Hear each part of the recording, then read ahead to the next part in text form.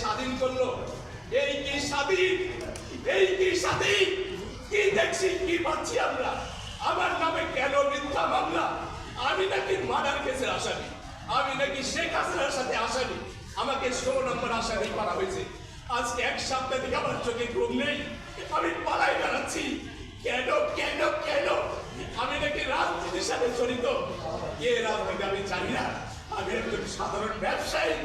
কেন আমার নামে লাগে? একাধিক মামলা করেছে এই স্ট্যান্ডার্ড হোটেলস, যে আমার 14 কোটি টাকা আত্মসাৎ করেছে। একের পর এক ডকুমেন্টস আছে, আমি বিভিন্ন জায়গা পুরা ডকুমেন্টস আছে, দেখবেন যে প্রত্যেকটা জায়গা জাল জালিয়াতি করতেছি। এই হাইকোর্টে একাধিকবার তারা প্রতারণা করছে, একাধিকবার, কিন্তু আমি ন্যায় বিচার পাচ্ছি না, আমি ন্যায় বিচার পাচ্ছি না। উত্তরা পশ্চিম থানা করছে একটা, আর কদমতলী থানা আপনার যাত্রাবাড়ি।